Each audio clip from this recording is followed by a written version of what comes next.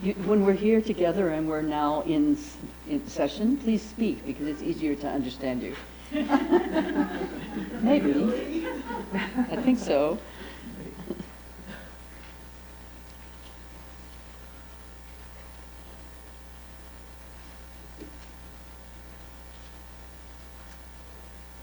Are we all?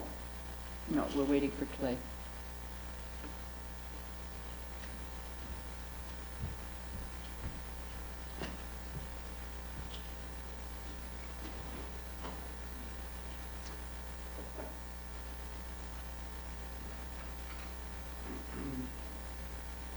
Did you sleep well? Yes. Did you wake well? Are you awake? Are you awake? Yes.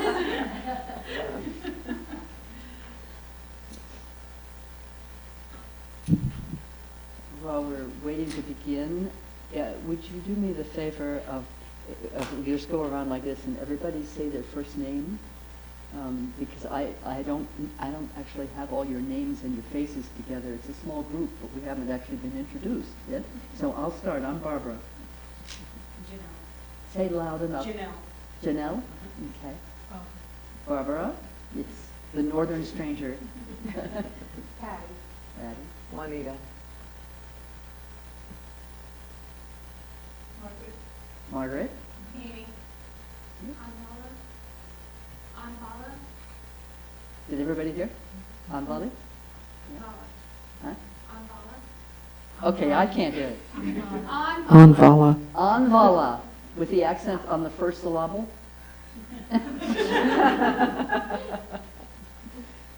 Anvala. I'm Eric. Eric. David. David. Sarah.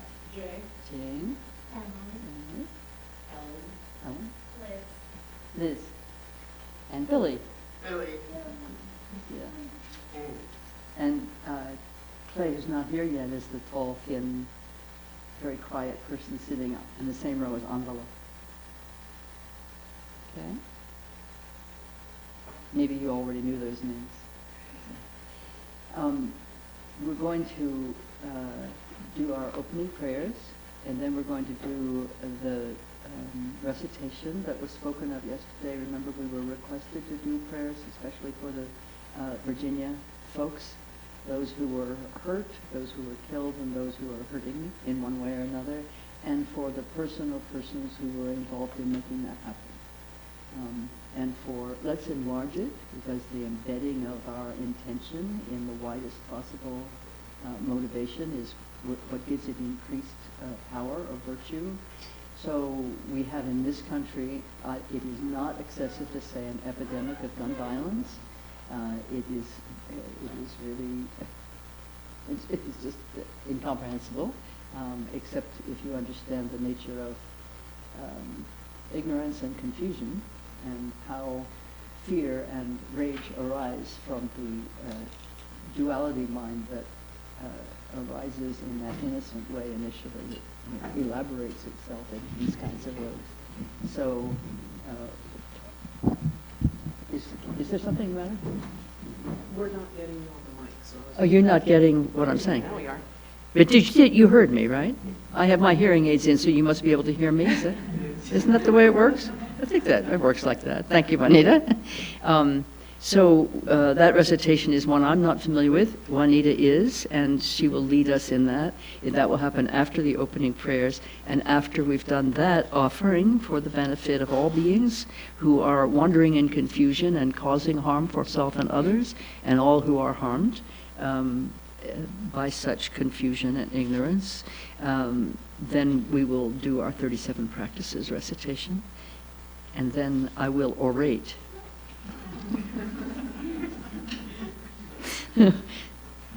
Hello. Welcome, come on in.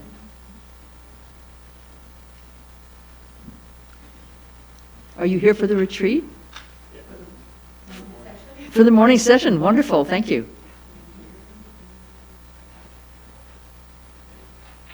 Juanita, would you kindly explain what that practice is? Yeah.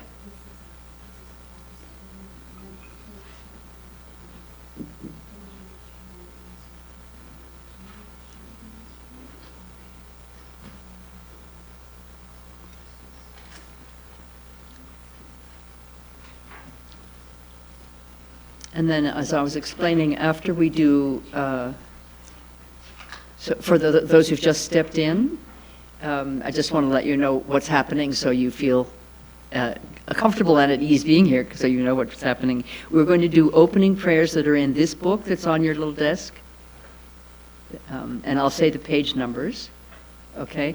And then we will do the practice that Juanita just explained to you, and then we will recite the 37 Bodhisattva practices together, okay? So you have all the equipment needed. Okay.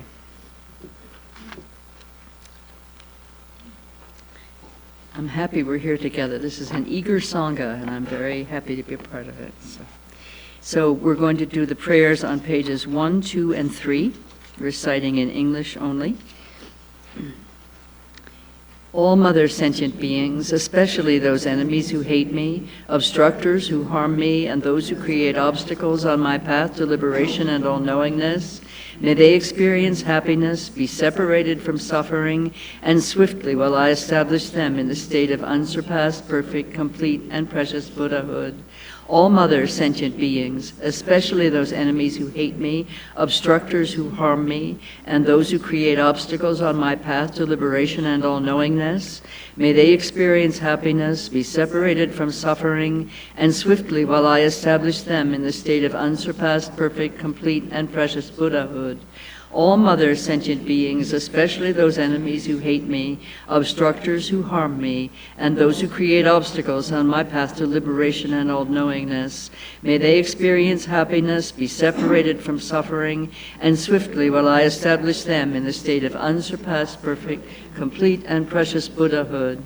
Thus, until I achieve enlightenment, I perform virtuous deeds with body, speech, and mind. Until death, I perform virtuous deeds with body, speech, and mind. From now until this time tomorrow, I perform virtuous deeds with body, speech, and mind. In the Buddha, the Dharma, and the Sangha most excellent, I take refuge until enlightenment is reached. By the merit of generosity and other good deeds, may I attain Buddhahood for the sake of all sentient beings. In the Buddha, the Dharma, and the Sangha most excellent, I take refuge until enlightenment is reached. By the merit of generosity and other good deeds, may I attain Buddhahood for the sake of all sentient beings. In the Buddha, the Dharma, and the Sangha most excellent, I take refuge until enlightenment is reached. By the merit of generosity and other good deeds, may I attain Buddhahood for the sake of all sentient beings.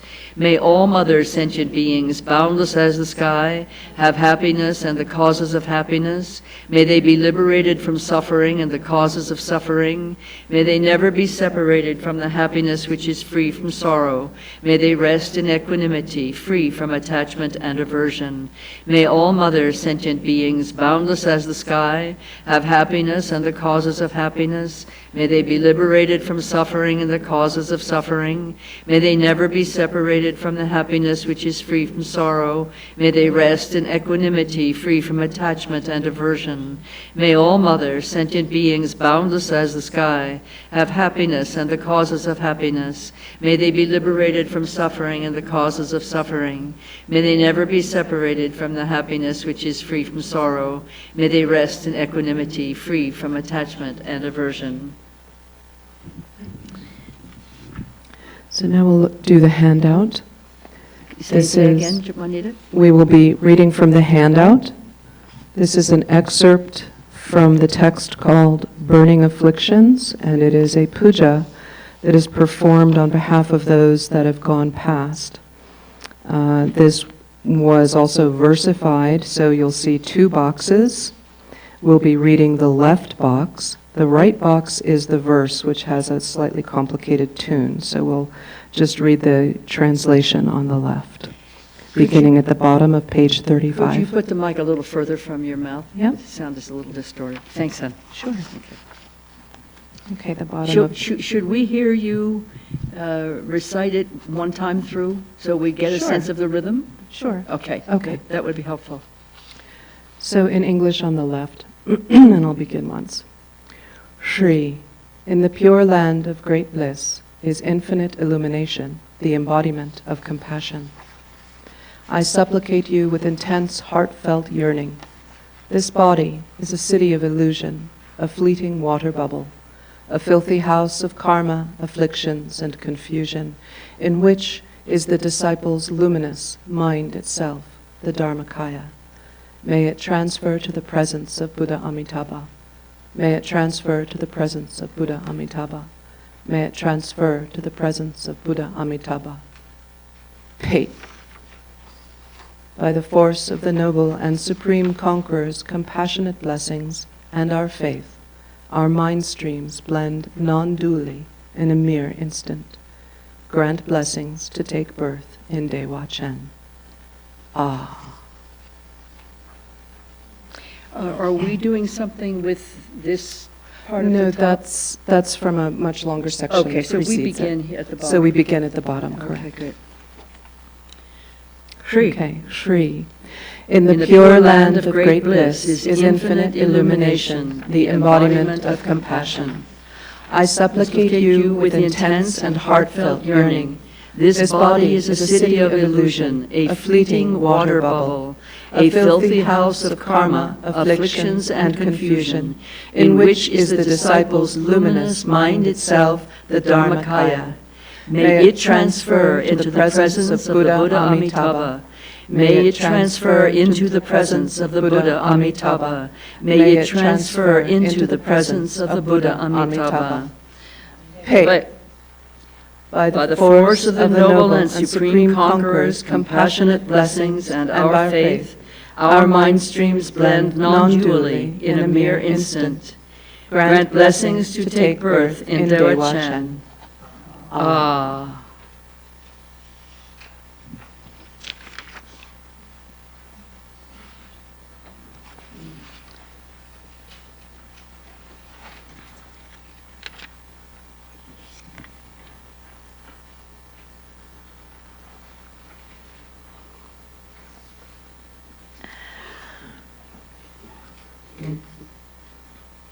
Now for our new visitors, our guests for the day, this is the beautiful text that this retreat is exploring and studying and practicing, and the recitation of this text, even if is this the first time you're meeting this particular text?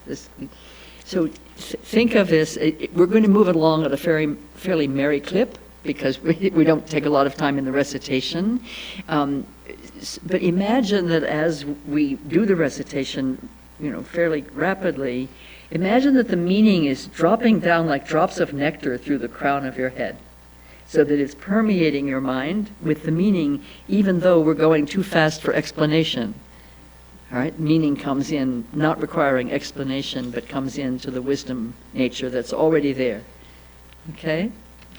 So these are the teachings from the 14th century that come alive for us now in the 21st and have been alive for practitioners for all the centuries in between. This is the entire Dharma. The entire Buddha Dharma is in this very conveniently packaged little text.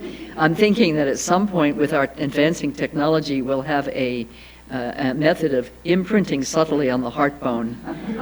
We'll just go zap, and then there it'll be. Right? So meanwhile, we insert it. Yeah. Namo Lokeshvaraya. While seeing that all phenomena neither come nor go, you strive solely for the sake of all beings. Supreme Guru and Protector Chenrezig, at all times I respectfully pay homage to you with my body, speech, and mind. The perfect Buddhas, source of all well-being and ultimate peace, arise from having accomplished the true Dharma, and since that depends on knowing the practices, I shall explain the way of the Bodhisattvas. Having now gained this great ship of freedom and fortune so difficult to find, in order to free yourself and others from the ocean of cyclic existence, listen, reflect, and meditate day and night without distraction. This is the way of a Bodhisattva. Attachment to loved ones churns like water. Hatred for enemies rages like fire.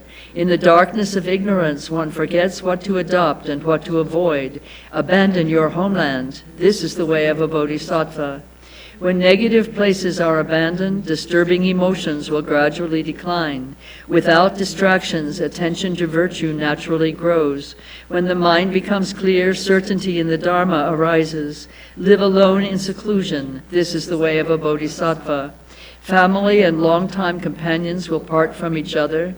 Possessions gained with effort will be left behind. Consciousness, a guest, will leave the guest house of the body. Let go of all worldly concerns. This is the way of a bodhisattva. In bad company, the three poisons grow stronger. The activities of learning, reflecting, and meditating decline, and love and compassion are lost. Give up such companions. This is the way of a bodhisattva. When one follows a true spiritual friend, faults will dissolve and good qualities will grow like a waxing moon. Consider this friend more dear than your own body. This is the way of a bodhisattva. Who can worldly gods, themselves imprisoned in samsara, protect? Therefore seek refuge in the three jewels, the undeceiving source of refuge. This is the way of a bodhisattva. The Buddha taught that all the unbearable suffering of the lower realms is caused by wrongdoing. Therefore never do wrong, even at the cost of your life. This is the way of a bodhisattva. Like a dewdrop on a blade of grass, the happiness of the three worlds vanishes in but an instant. Strive for the supreme state of never-changing liberation. This is the way of a bodhisattva. When mothers who've loved you since beginningless time are suffering, what good is your own happiness? Therefore give rise to bodhicitta in order to liberate infinite sentient beings. This is the way of a bodhisattva. All suffering without exception comes from seeking your own happiness. The perfect Buddhas are born from the altruistic mind. Therefore truly exchange your own happiness for the suffering of others. This is the way of a bodhisattva. Even if someone driven by great desire steals all your wealth or lets others steal it, dedicate to them your body, possessions, and all virtue of the three times. This is the way of a bodhisattva. Even if someone cuts off your head when you haven't done anything wrong, take all their negative deeds upon yourself through the power of compassion. This is the way of a bodhisattva. Throughout a billion worlds, in return, speak with a loving mind of their good qualities. This is the way of a bodhisattva. Even if someone exposes your hidden faults and insults you in front of others, view that person as a teacher and bow with respect. This is the way of a bodhisattva. Even if someone you have cared for as dearly as your own child regards you as an enemy, love that person even more as a mother would her ailing child. This is the way of a bodhisattva. Even if someone of equal or lower status, driven by pride, treats you with disdain, respectfully place them on the crown as your teacher. This is the way of a bodhisattva. Though you may be impoverished, always disparaged, dripped by disease, and tormented by spirits, never lose courage, but take on the pain and misdeeds of all beings. This is the way of a bodhisattva. Though you may be famous and admired by many who bow to you, and as rich as the wealth god himself, having seen that worldly fortune is without essence, do not be proud. This is the way of a bodhisattva. All suffering is like the death of your child in a dream. How exhausting it is to hold illusory appearances as real. Therefore, when you meet with difficult circumstances, see them as illusory.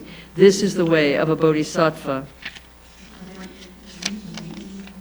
When even one's body must be given up while aspiring for enlightenment, what need is there to mention material things? Therefore, practice generosity without hope of reward or karmic results. This is the way of a bodhisattva. If you lack moral discipline, you cannot accomplish even your own purpose. So wanting to achieve the purpose of others is truly absurd. Therefore, protect your discipline without concern for worldly existence. This is the way of a bodhisattva. For bodhisattvas who desire a wealth of virtue, all harm is like a precious treasure. Therefore, without hostility, be patient with everyone. This is the way of a bodhisattva.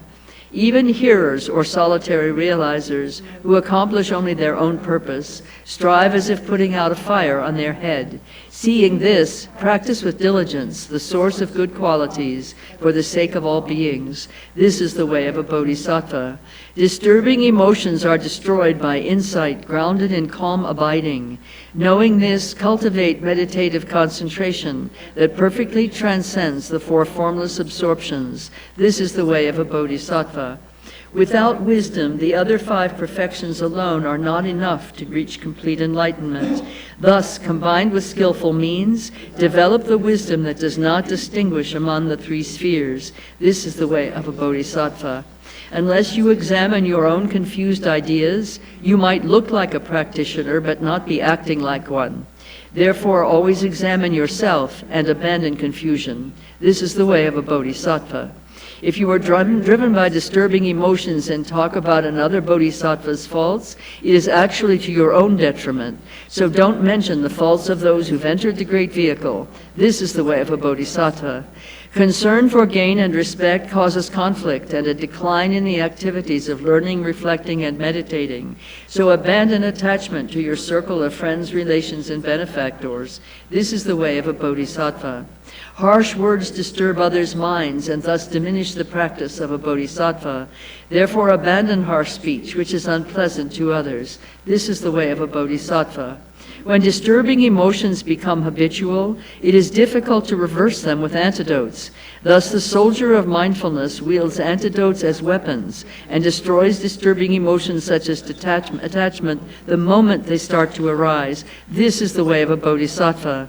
In brief, whatever you are and whatever you're doing, always examine the state of your mind. Act to accomplish the purpose of others through constant mindfulness and awareness. This is the way of a bodhisattva. With the wisdom of threefold purity, dedicate all the virtue gained from having made such effort toward enlightenment. Dedicate it to clear away the suffering of infinite beings. This is the way of a bodhisattva.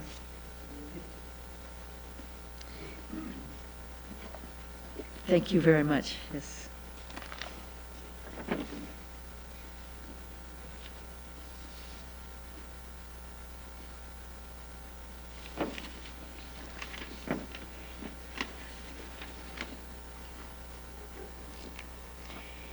So now we begin week 2 of our retreat. Yesterday we had the feeling that we had been here already together for a week. I couldn't even remember what day it was. Yesterday we touched on a few verses, 1, 2, 3, and 4. We're going to go a little faster maybe today, I'm not sure. No promises about speed, but we will go with the same good-hearted intention to understand the meaning, not only through the words, but through drawing our awareness within and receiving in an inner way at the same time as we're focused outwardly, listening to words and communicating together. Does that make sense? Yes? And I was just talking with someone else about gathering within. This is very natural for us. We're not always aware that we do that. So the natural movement of gathering within, for me at least, when I'm doing it consciously, begins with just turning the gaze within. So we always know what's in our minds.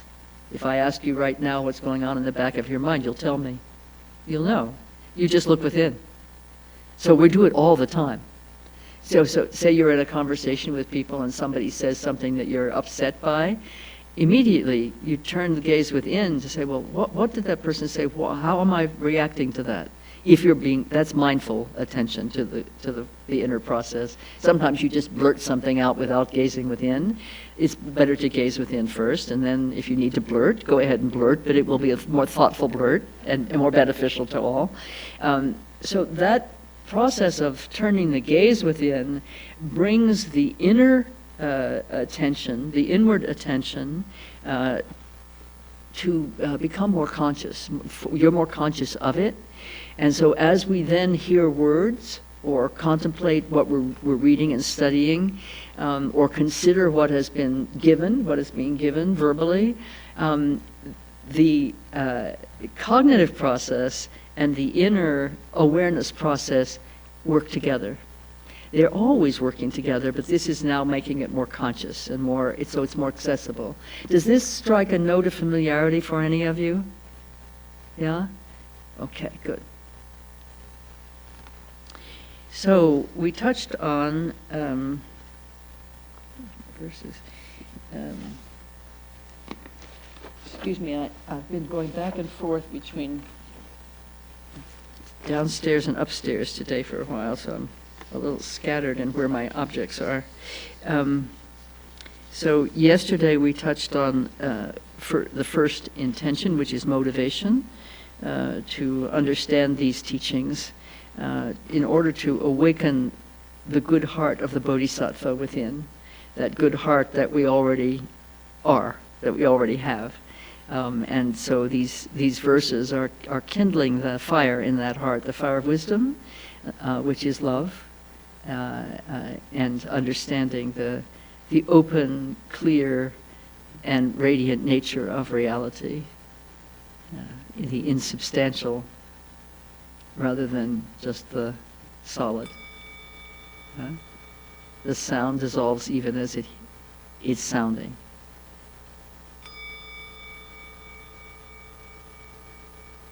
The bowl was never solid to begin with. Yes? Take that as a relief. So we talked about the purpose of human life, which is to awaken to one's own nature and to be of benefit to all beings. That's the purpose of the life of a bodhisattva, to be of benefit to all beings, and the ultimate benefit that we wish to be to all beings, including ourselves as bodhisattvas. We're on the path. We are not fully perfected in... we're fully perfect to begin with, and we need to be fully perfected to end with. So it's kind of like that relationship of perfect and perfecting is, in my personal experience, the way that I understand that the most succinctly is when you're paint. I used to paint, not houses, paintings, and I worked sometimes large on a canvas. It was like 4 by 6 or something like that, or larger, and so it began to. It was very oppressive in the room. It's like a blank page for the writer. It's like, oh no, there's a blank page. I'm supposed to do something with this, And so here's this blank canvas, and it's all white. You've painted it, you've gessoed it, so it has it's a medium that will take the color, and you're standing in front of this blank canvas, and it's pristine already. I mean, it is completely pristine. There isn't a mark on it. It's just perfect. And that's why we're intimidated. It's like the blank page. It's already pristine. What am I supposed to do? I'm a painter, and I want to paint my painting on this, meaning I want to live my life, bringing, I'm already initially pristine, now I want to live my life, and I recognize, okay, the word is out, I'm already perfect, now what? So then the painter makes a mark. Now the canvas has a mark on it. Then from then on, if you just leave that one mark on the canvas, this is really experiential, this is something that I actually learned from experiencing. Then if you just leave that one mark on the canvas, you will no longer, when looking at the canvas, be able to just see the whole. Your eyes will be going between the mark and the empty canvas. Between the mark and the empty canvas. You'll go back and forth from definition to openness. That's kind of our story, folks. Yeah. So then you make a second mark, and now you're starting to tell the story of your life. Right? First mark, you didn't know where it's going. The second mark starts to take you on the path, or the path of your life, or the path of your bodhisattva career, whatever you want to call it at the moment. And from then on, your painting is involving itself with form and structure and color and texture and direction and depth and tension and all kinds of exciting things So that's our life, and it's our mind. Our mind then fully engages in the process that we're in as human beings. We're not apart from the world, whatever the intention may be, to be attaining and fulfilling the pristine perfection that is our potential, that's already inherent in us. So all the richness and confusion of life is our medium. All the colors, all the brushes, everything that we create our life with. There comes a point, if you're willing to be abandoned to your painting, both to the painting, physical painting that you're creating, and to the process of the painting, because you as an artist, this is you living your life. If you're willing to be abandoned to its goodness of intent, and its goodness of potential, there will come a point when you lift up your brush to make another mark, and there is no other mark to be made. And you put your brush down, and you have reached the same state of completion and wholeness that was there at the beginning before the first mark was made.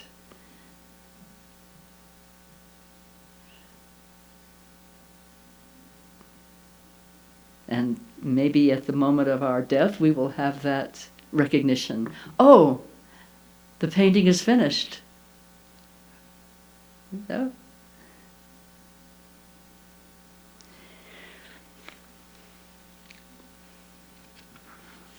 So that is somehow an illustration of how to live the Bodhisattva's purpose with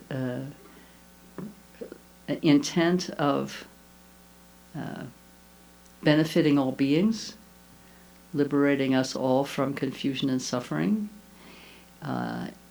revealing the pristine inner nature, the true nature of ourselves and all of reality through our study and practice and contemplation, mostly through our developing the potential for complete and universal and unobstructed love. That's really the brush.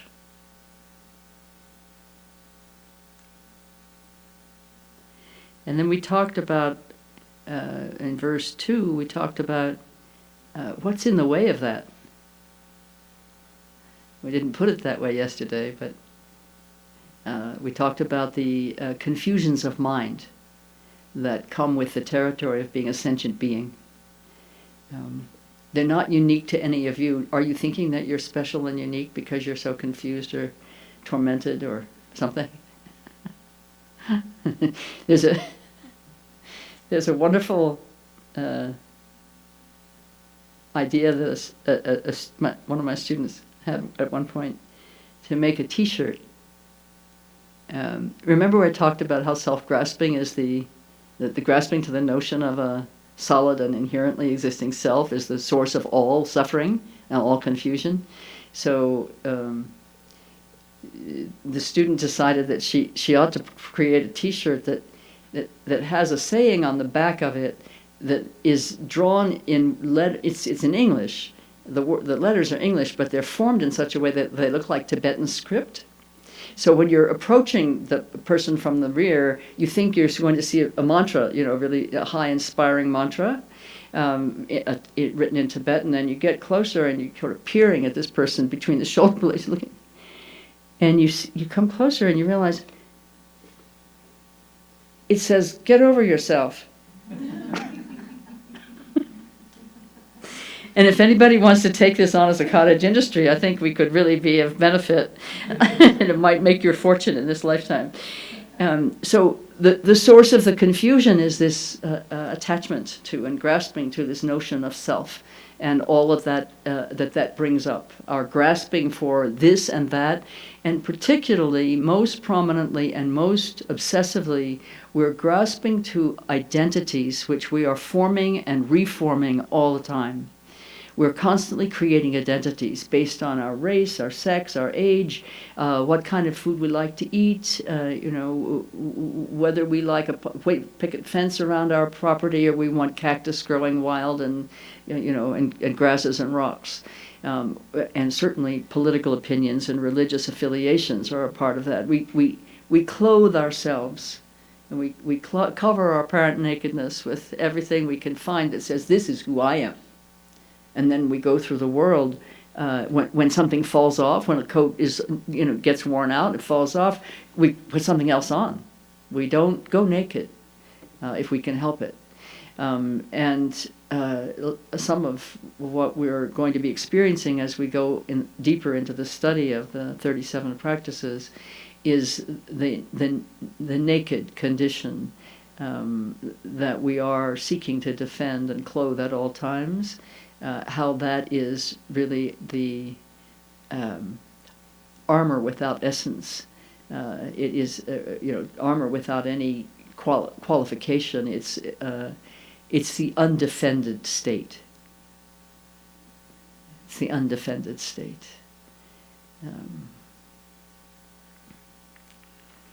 So the three, we talked about the three poisons of mind, grasping or attachment, aggression, and ignorance, and how these are elaborated in so many forms in our lives, and winding around each other and winding around us.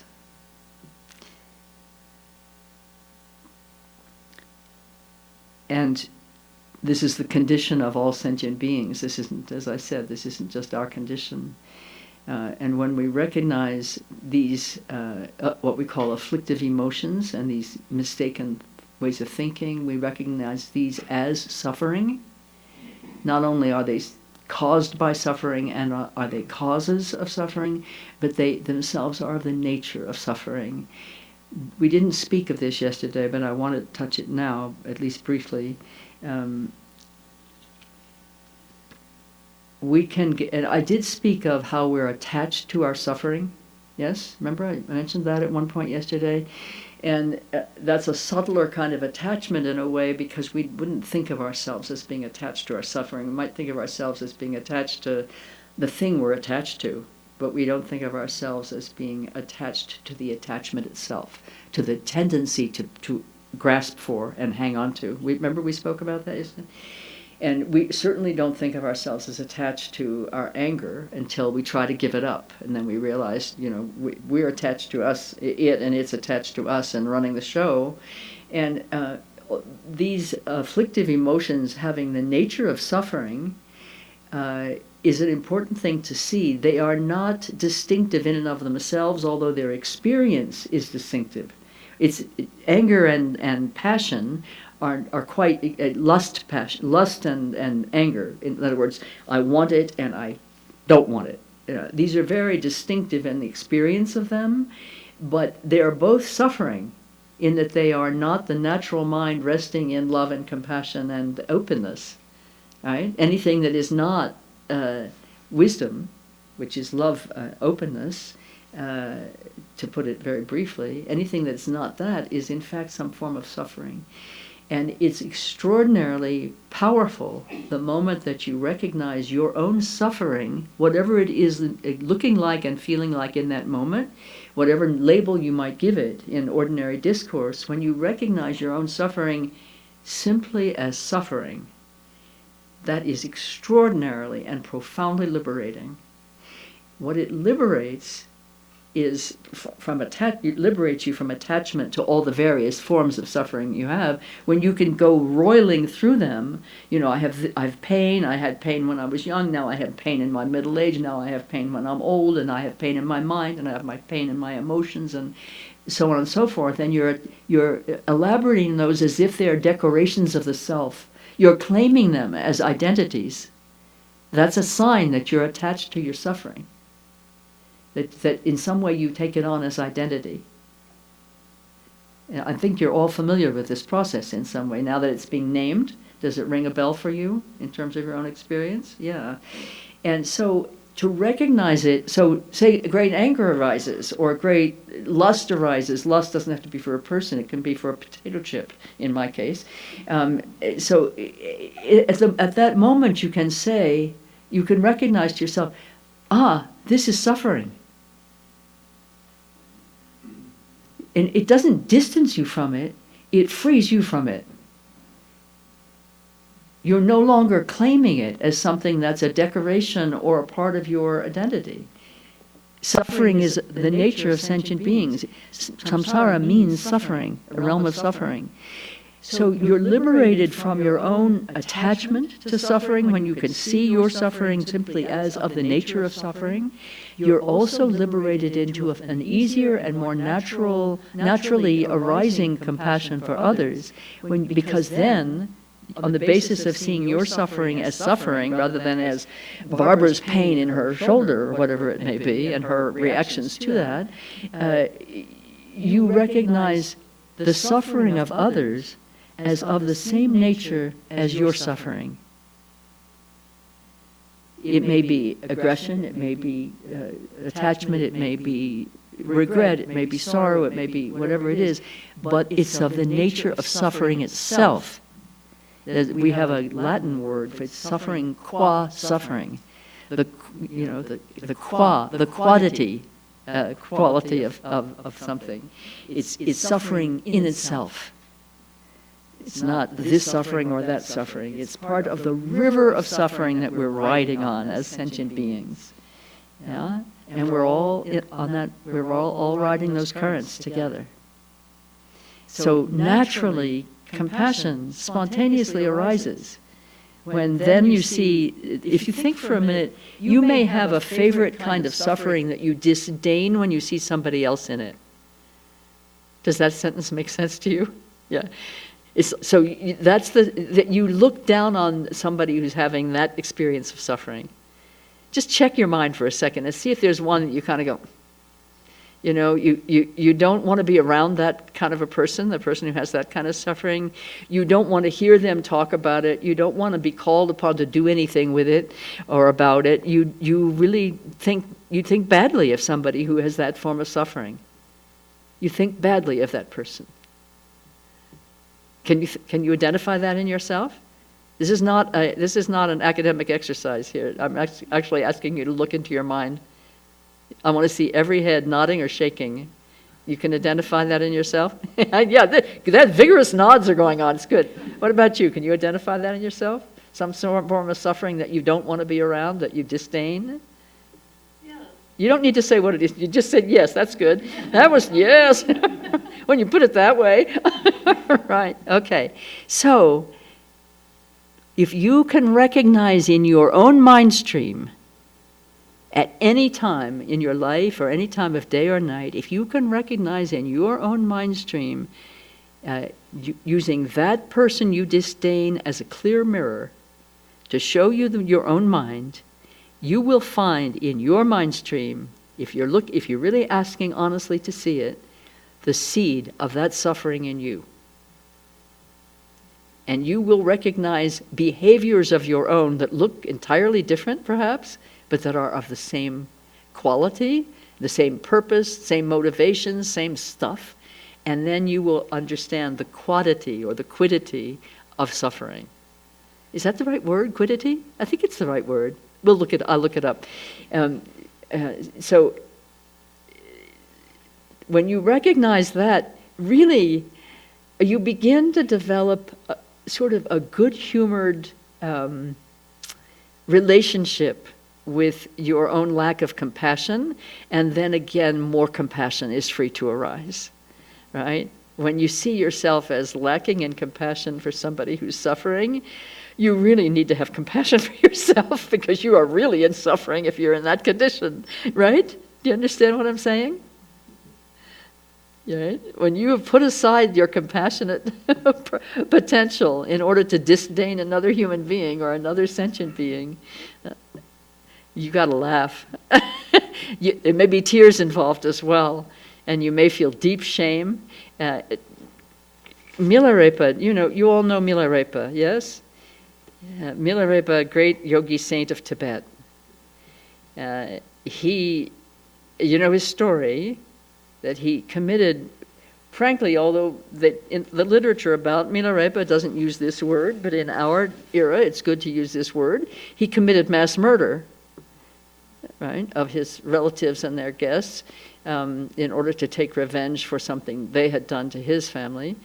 And then after that, he attained in that single same lifetime complete, perfect, and unsurpassable enlightenment. So if ever you can hear words of Milarepa, please listen carefully, because this man knows what he's talking about. And he's still talking. He speaks. You can hear him.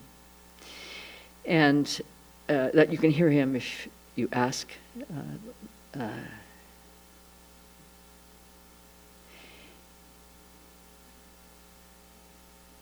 So he said, imagine if you had committed mass murder and then saw the enormity of what you had done, or even if you'd committed one murder and then saw the enormity of what you had done. Imagine the shame. I'm the kind of person who can kill for gain or kill for revenge. Imagine the shame that comes into the mind of a basically good-hearted person when seeing that. So Milarepa, who's the head of our school, said, in our school, we are not ashamed of ourselves.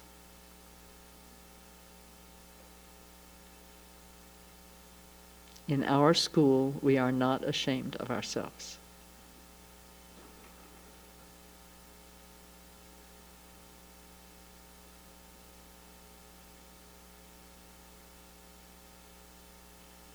Now, after you've written that down in your notebook or on your device, take a pen of mind and write it right here.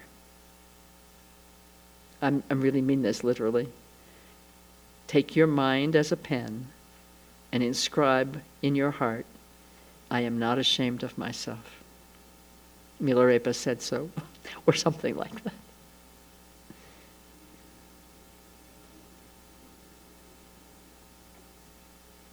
Thank you very much for doing that. Now you're free from shame forever.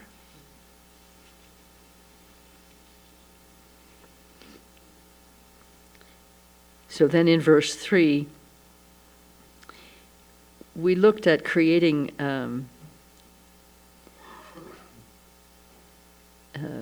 positive circumstances. We talked about distraction and how it's an impulse of mind, and the impulse of mind to be distracted from our purpose is what allows distractions to have power over us, right?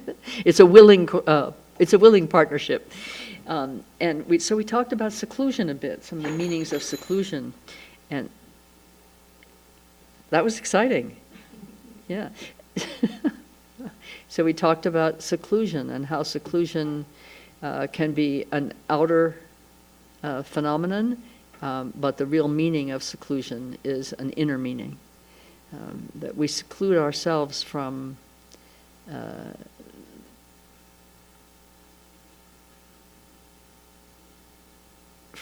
what confuses. We seclude ourselves from what bends us towards harm doing and wrongdoing. And we seclude ourselves from laziness. By the inner commitment to, in a continuous way, to practice on the teachings we receive, on their meanings, that we want to take them in and comprehend them, not just understand them, but comprehend them in the way that they become part of us, we become part of them.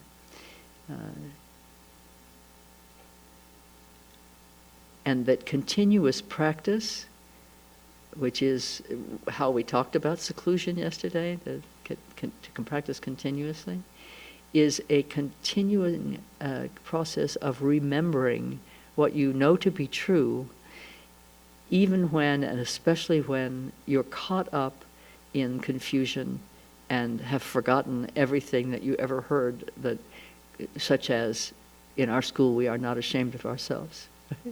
In a moment like that, when I feel shame, I remember Milarepa's words, and I'm snapped out of it very quickly. So all the teachings can function that way, and all the things that your teacher whispers in your ear in the night when you're not even with your teacher, and all the things your Sangha mates can share with you that have been helpful for them, and all the natural wisdom arising in your heart mind. I was told very early on that in Tibetan, at a certain point, the words heart and mind become the same. Heart and mind, heart-mind. So that continuous process of recalling or calling to memory or calling to recollection, it's recollecting ourselves within. That process of recollection.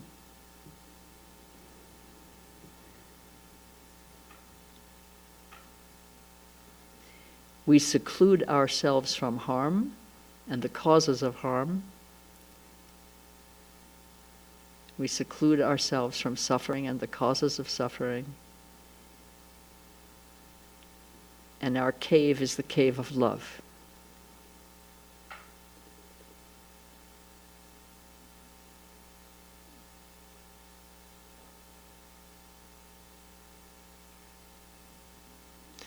Bodhicitta is what lights that cave.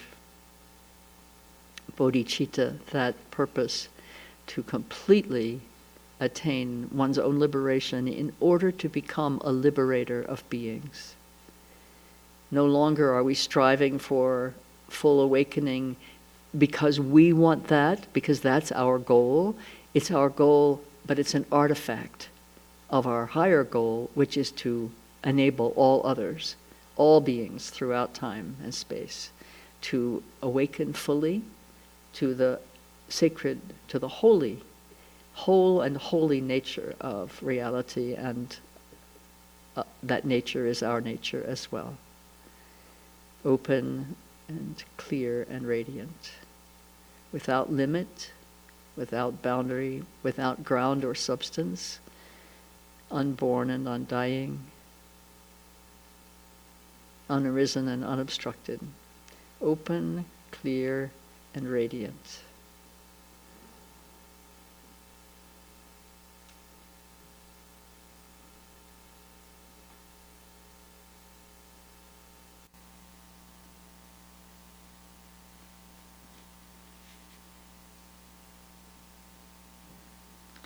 And then impermanence, we talked about impermanence. I'm just doing this summary so that we come present in where we were together yesterday, and also so our guests who are here just for the morning taste what we've been tasting. It's like, I had a wonderful ice cream cone, I want to share it with you. It's like, so impermanence, we talked about the merriment that arises from recognizing impermanence. When you really study on impermanence, the word I like to use is grok. When you really grok impermanence, are you all of a generation where you know the word grok? No. You haven't read Robert Heinlein. Really, there's something very seriously missing in your education.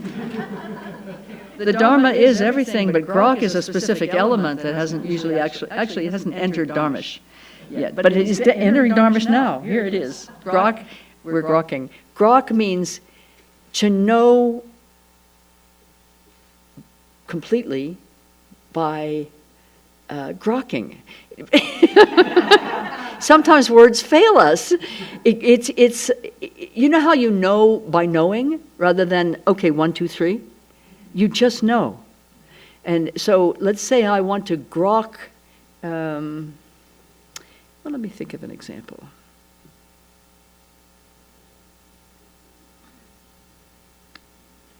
When I look out on Sycamore Canyon this way, with the Kachina Peaks, the San Francisco Peaks rising behind, and the light is on it in the brilliant clear light of the southwest, and at the same time the sky has some drama in it because the clouds are scudding around. We don't always see that here, you know. Sometimes the sky is like a flat blue plate.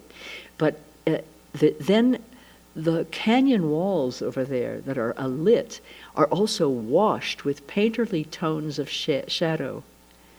And so if you want to grok the southwest, take a look. That's grok. Yeah? It's like, get it. Yeah?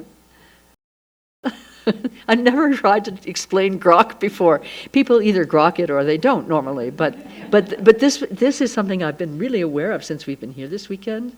The painting, the light and shadow painting on the canyon walls is just exquisite. It's really beautiful.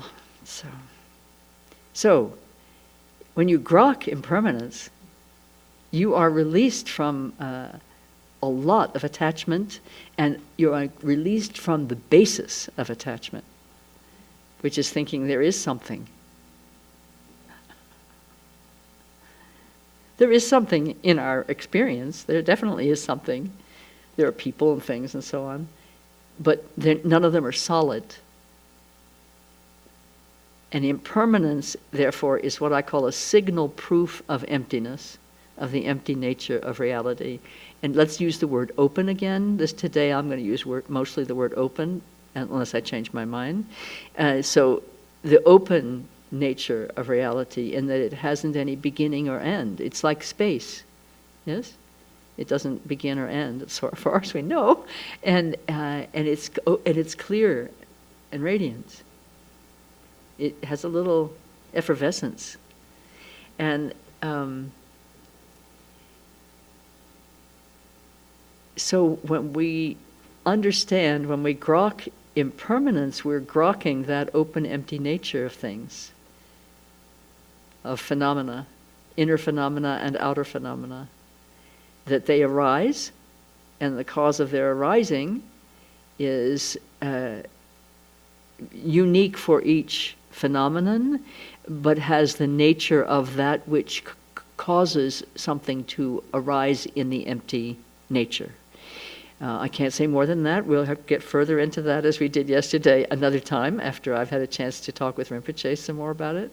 The tendency of emptiness to manifest is what I think the native people with whom I used to study call the great mystery.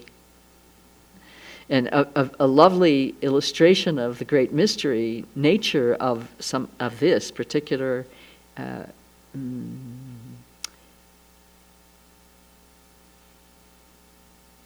particular truth, let me say, that is so inaccessible to the cognitive mind.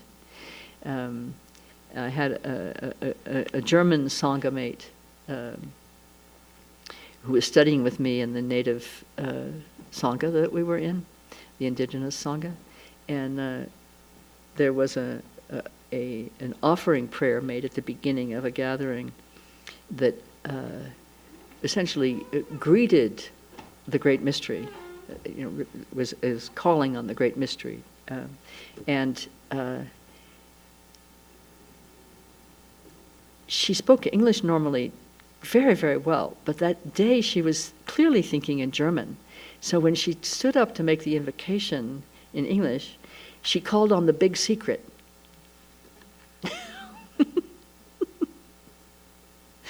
Which to me is absolutely marvelous. Oh, could somebody do this for me?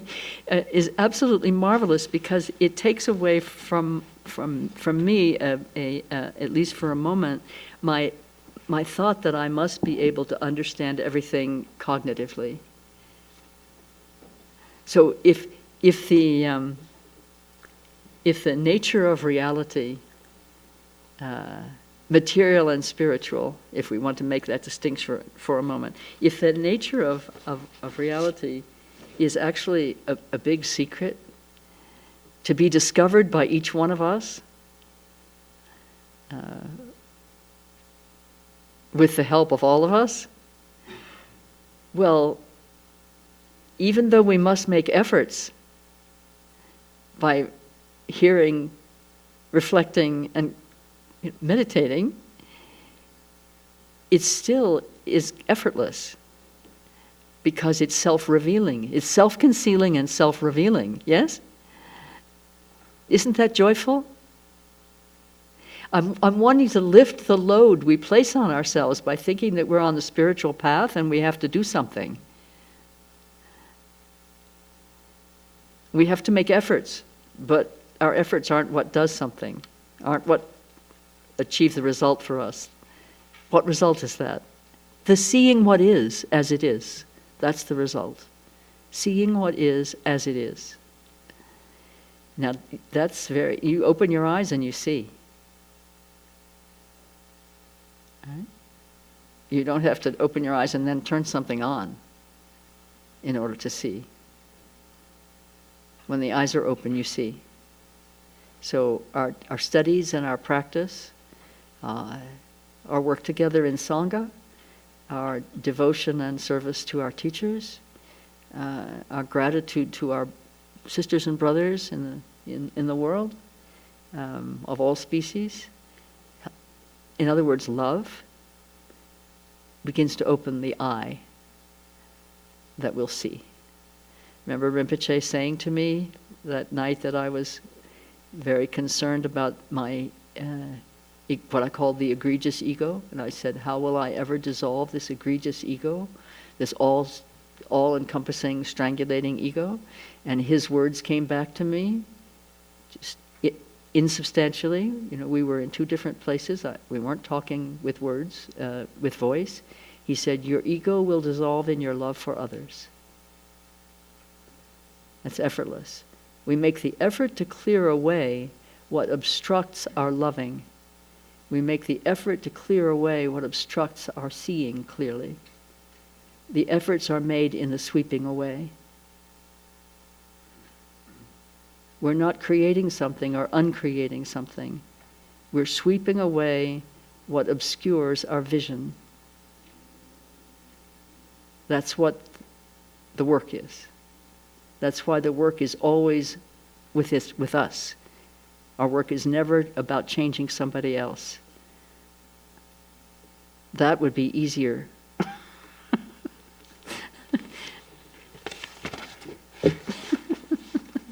This is because you were having so much trouble getting up and down yesterday. I just want to keep you limber.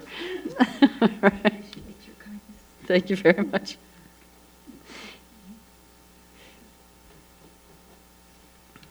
So, is that a helpful summary of where we were yesterday? Yeah? Any questions or thoughts before we move on?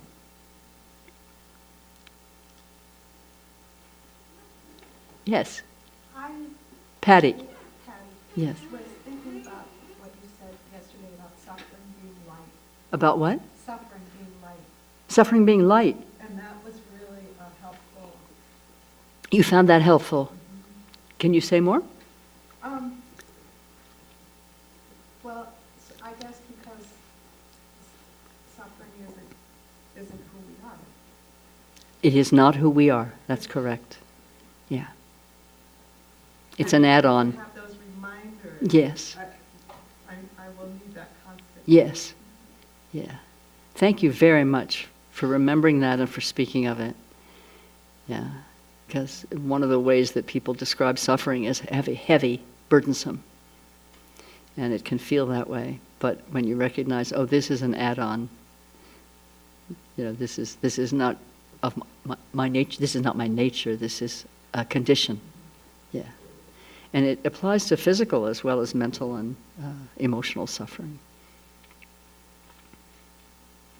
Do you know, what's the name, Levine, who writes about death and dying? What's his first name? I don't.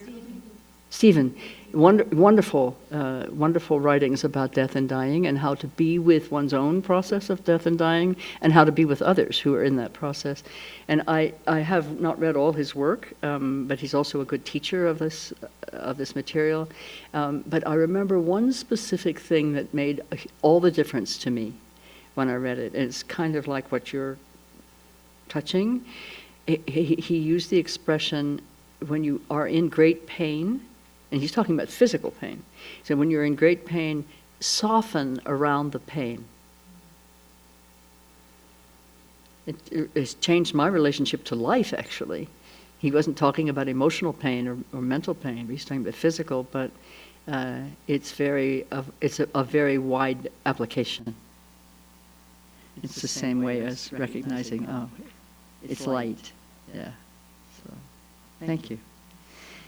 Other observations or questions? Yes. Speaking of death and dying, so I've heard of practices and meditations. I think there was like a 9-part practice on death or dying, and I'm not able to find.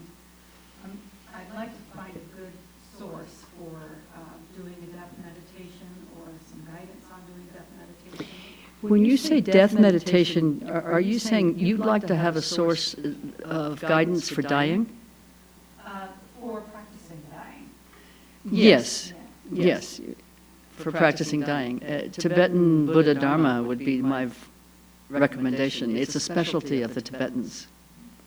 And there's a practice, there are practices, but the one that is most pertinent and pointed to what you're talking about is called POA. P-H-O-W-A. Yeah. Mm-hmm. It's a practice for transferring the consciousness at the time of death.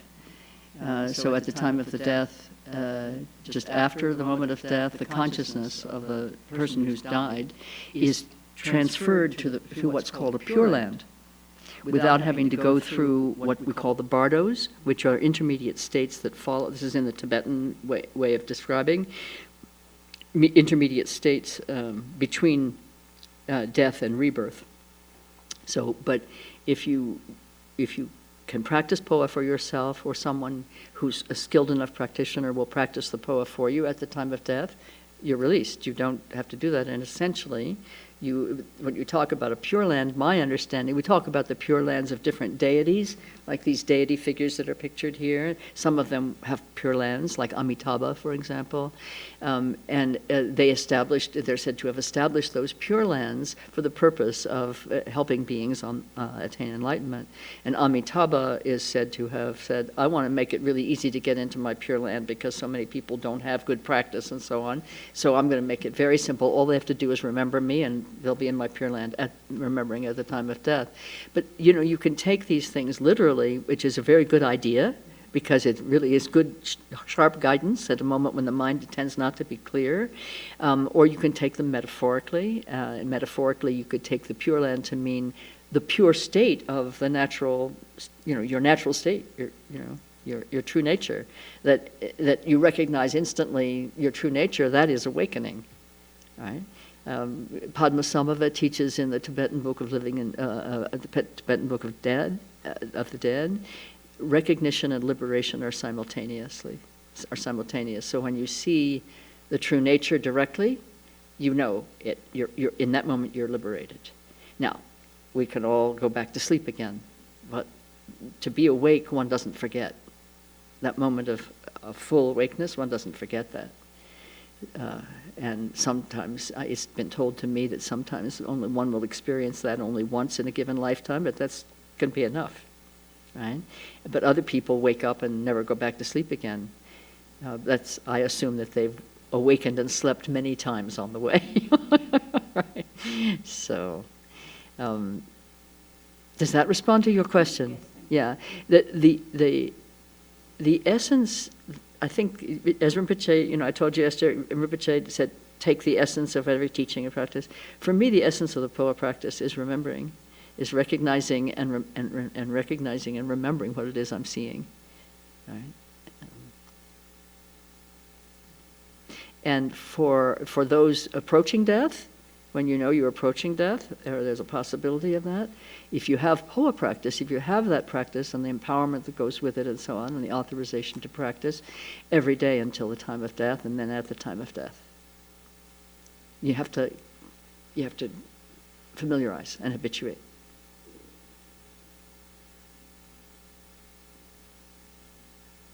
Tara? The lightness of suffering. The lightness of suffering.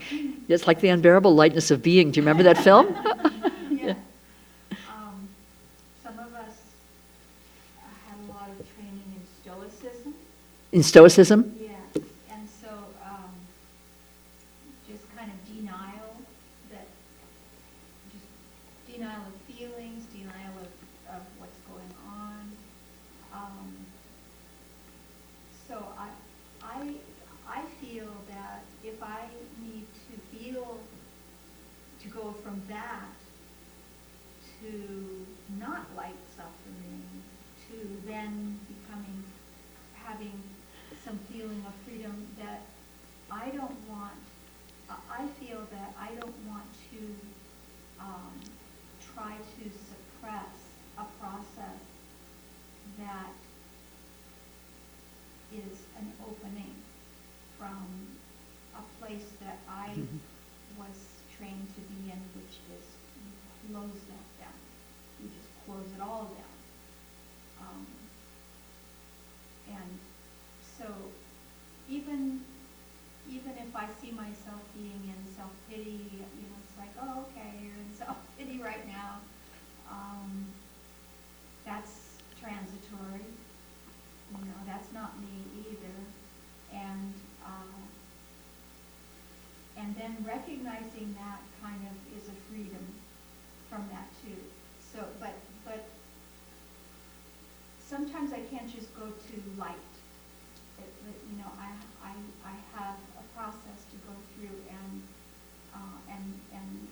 feelings, or at least I'm just not able to do that right now sometimes. To me, allowing whatever is coming up and letting it move through is what brings the freedom. And that's, for you then, the process by which you recognize the lightness of suffering, because it's insubstantial, right? And you have to go through a process of suffering in order to know that. Somebody can't tell you that and have it be true for you. I mean, it is true for you, but you don't know that. It won't be true in your experience unless you feel it yourself. So there's nothing here that's about suppression. I mean, just, do I look like somebody who suppresses? We're not talking about suppression or denial or pushing away. We're talking about looking straight at experience, straight at your mind, straight at reality, and seeing it as it is. And for that, we need to be clearing away what prevents us from seeing it as it is. I don't know how to clear away something that I'm not seeing. That's what we touched on yesterday. Yeah, I don't know how it's possible unless by accident you happen to sweep a corner that you weren't even aware you were looking at, But in this kind of work, the willingness and the courage to look directly at your experience, inner and outer, directly at the conditions of the world in which you are living, and directly at the suffering of yourself and other beings, the ignorance that gives rise to that suffering, the causes of that ignorance. In other words, it's a process of unpeeling in a way, so that you come to a recognition of, oh, the suffering is light, not just in the sense of like a light beam, but in the sense of it's not heavy to carry that which you recognize is actually has no inherent existence. Yeah. So it's so interesting to hear someone say, I'm trained in Stoicism. I have never heard anybody say that. I've read philosophers who wrote that. So thank you. That was quite instructive. And that training probably is very valuable to you for discipline. That may be one of the ways in which you learn the kind of discipline that we referred to yesterday as fretting. Fretting. So look at it as value, and also recognize that we outgrow things.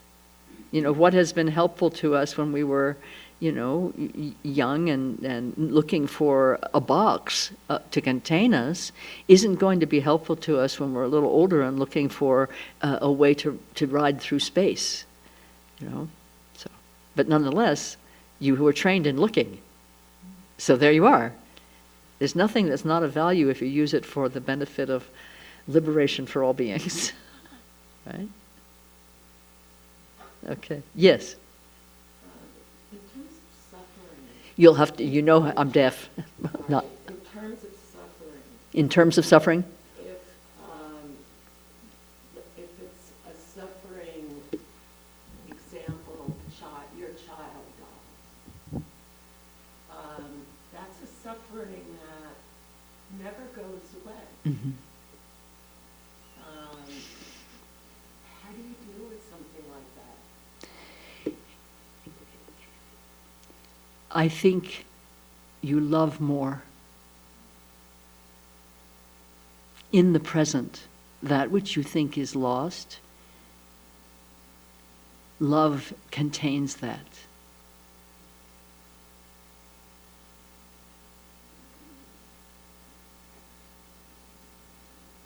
The problem that you're describing is not complex. It's just enduring, and it seems as if there's no end to it. But if there's no end to it, love it. Even love the suffering itself, because it's grief, is it not? It's grief. And grief is love. We don't grieve that which we don't love, yes? So what happens when someone dies whom we really love, or we lose a place that is dear, in other words, what happens when we're grieving is that we then become fixated on the grief.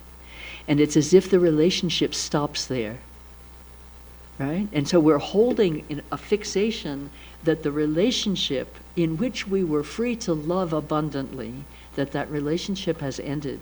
But all that's ended is our abundantly loving in freedom.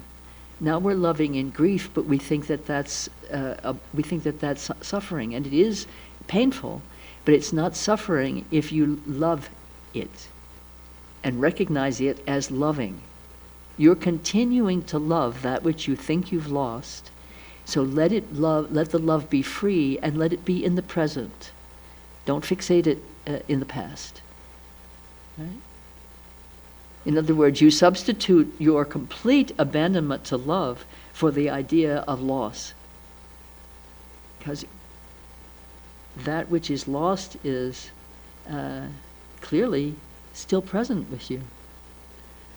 So you've lost a face, you've lost a dear voice, you've lost a precious partner in life with whom you were playing and learning and growing.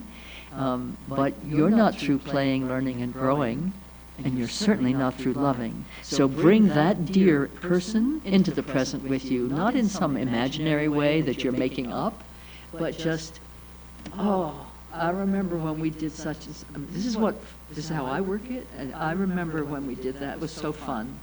And just a thought, because I think, for example, of my mother practically every day of my life. She died when I was, in my late 30s or something. I can't remember how old I was. But, and we had a very difficult relationship, which is much better now, I have to say. Right? To be honest, we get along extremely well. But I miss her a lot, and particularly when I want to share something that's funny, because she had the best sense of humor of any human being I've ever known. She was hilarious and nutty. She was goofy, and so I'll tell her anyway, rather than, oh, you're not there. I'll just tell her anyway. So my part is still going on. And sometimes I have the sense of her presence, but that, we can talk about that in lots of different ways. I'm not going to say anything about that in relation to Dharma, because I have no idea. But my experience is that love is in the present, and it's timeless. So it's both. It's conundrum. It's in the present, and it's timeless. Will you take that and contemplate that? Okay. And then will you let me know? Okay, good.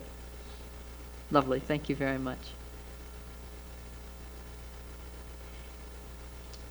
In case you don't know, the title of my book that's coming out in March is Brave, Generous, and Undefended. That's what we're doing here. We're practicing courage, generosity, and openness. Yes?